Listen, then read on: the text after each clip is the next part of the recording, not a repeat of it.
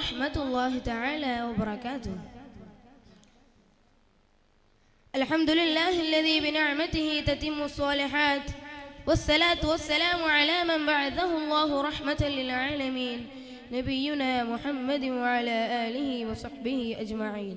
أما بعد. ബഹുമാനപ്പെട്ട ഉസ്താദുമാരെ, പ്രിയപ്പെട്ട സഹപാഠികളെ, ഇരുട്ട് നിറഞ്ഞ യുഗത്തിൽ കാരുണ്യത്തിന്റെ പ്രവാചകനെ കുറിച്ച് നമ്മൾക്കല്പം സംസാരിക്കാൻ നാഥൻ തൗഫീഖ് നൽകട്ടെ. ആമീൻ. പ്രിയരെ, നാം ജീവിച്ചു കൊണ്ടിരിക്കുന്ന ലോകത്തിന്റെ അവസ്ഥ എന്താണ്? ഒന്ന് കണ്ണടച്ചാൽ നാനാദിക്കിലും ജീവന്റെ കൊതിയുടെ നിലവിളികളാണ് കേൾക്കുന്നത്. അതിൽ ഫലസ്തീന്റെ കണ്ണീരുണ്ട്, സുഡാനിന്റെ ആർപ്പു വിളികളുമുണ്ട്. നമ്മുടെ രാജ്യത്തിന്റെ ന്യൂനപക്ഷങ്ങളായ മുസ്ലിങ്ങളുടെ ജാതിവറിയിൽ വലിച്ചപ്പെട്ടവരുടെ, എന്തിനു സ്വന്തം സഹോദരങ്ങളാലും സന്താനങ്ങളാലും ജീവനറ്റുപോയ അനേകം മനുഷ്യരുടെ തേങ്ങലുകൾ. മനുഷ്യർ മനുഷ്യനെ കൊല്ലുക എന്തിനു വേണ്ടി? അധികാരത്തിന്, സമ്പത്തിന്, പോരിന്. എത്ര അക്രമങ്ങൾ കോപ്പിക്കൂട്ടുന്നവരിൽ രാഷ്ട്ര തലവന്മാർ മുതൽ അറബ് മുസ്ലിം രാജ്യങ്ങളും ഉണ്ടെന്നാണ് ഏറെ ഖേദകരം. നമുക്കൊരു ഉദാത്ത മാതൃകയില്ലേ? അതിനെ കൈവിട്ട് പൈശാചികളുടെ ആരൂപമായി നമ്മൾ എങ്ങനെ മാറിപ്പോയി? ഖാലല്ലാഹു തആല ബിസ്മില്ലാഹിർ റഹ്മാനിർ റഹീം വമാ അർസൽനാക ഇല്ലാ റഹ്മതൻ ലിൽ ആലമീൻ. അല്ലാഹു തആല പറയുകയാണ്, ലോകർക്ക് കാരണമായിട്ടല്ലാതെ നിങ്ങളെ നാം അയച്ചിട്ടില്ല. മുതിർന്നവരെ ആദരിക്കണമെന്നും ചെറിയവരെ സ്നേഹിക്കണമെന്നും പഠിപ്പിച്ച പ്രവാചകരുടെ മാതൃക. കുഞ്ഞുങ്ങളോടും മിണ്ടാ പ്രാണികളോടും കരുണ കാണിച്ചു അവിടുന്ന്.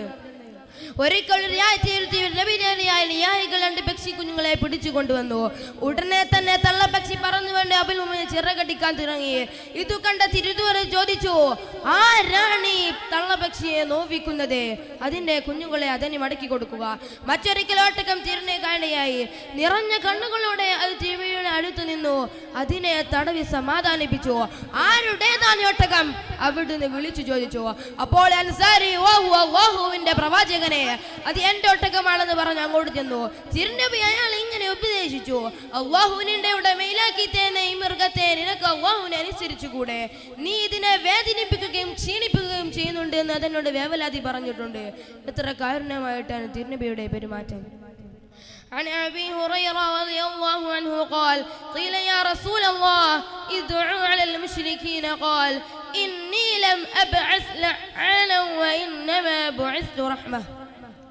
അബൂ ഹുറൈറ നിവേദനം. അദ്ദേഹം പറഞ്ഞു, ഒരാൾ പ്രവാചകനോട് പറഞ്ഞു, പ്രവാചകരെ, മുശ്രിക്കുകൾക്കെതിരിൽ ദുആ ചെയ്താലും.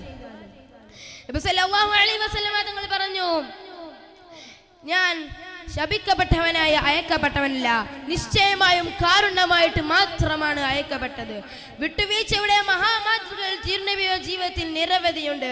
പിറന്നു വീണ നാട്ടിൽ 13 വർഷം കടുത്ത പീഡനങ്ങളെ അഭിമുഖീകരിക്കേണ്ടി വന്നു. അതിൽ തന്നെ 3 വർഷം മലഞ്ചെരുവിലെ പച്ചിലകളും തോളിൻ കഷ്ണങ്ങളും നിന്ന് നരകയാതിൽ കഴിയേണ്ടി വന്ന ജീവിതം. അവിടെയെല്ലാം വിട്ടെറിഞ്ഞ് മദീനയിലേക്ക് പലായനം ചെയ്യേണ്ടി വന്ന സന്ദർഭം. ഒടുവിൽ എല്ലാ ത്യാഗങ്ങൾക്കും അവസാനമായി മക്കയിൽ തിരിച്ചെത്തിയ സമയത്ത് പേടിച്ചരണ്ടു നിൽക്കുന്ന മക്കാ മുശ്രിക്കുകൾ കാരുണ്യത്തിന്റെ പ്രവാചകർ പറയുകയാണ്, ഇന്ന് നിങ്ങൾക്കൊരു യാതൊരു പ്രതികാരവുമില്ല, നിങ്ങൾ പോയിക്കൊള്ളുക, നിങ്ങൾ സ്വതന്ത്രരാണ്. ഏറ്റവും ന്യൂനതമായ ആയുധങ്ങൾ കൊണ്ട് സ്ത്രീകളെയും കുട്ടികളെയും അടങ്ങുന്ന നിരപരാധികളെ നിഷ്ഠൂരമായി കൊല ചെയ്യുന്ന കാലത്ത് പ്രവാചകൻ കാണിച്ച മാതൃക എത്ര മഹത്വമേറിയതാണ്. സത്യവിശ്വാസികളെ പ്രവാചക ജീവിതത്തിന്റെ മഹിതമായ മാതൃകകൾ ജീവനോട് കൊണ്ട് ജീവിക്കാൻ നാഥൻ തൗഫീഖ് നൽകട്ടെ എന്ന് പ്രാർത്ഥിച്ചുകൊണ്ട് ഞാൻ എൻ്റെ വാക്കുകൾ നിർത്തുന്നു. അൽഹംദുലില്ലാഹി റബ്ബിൽ ആലമീൻ. അസ്സലാമു അലൈക്കും.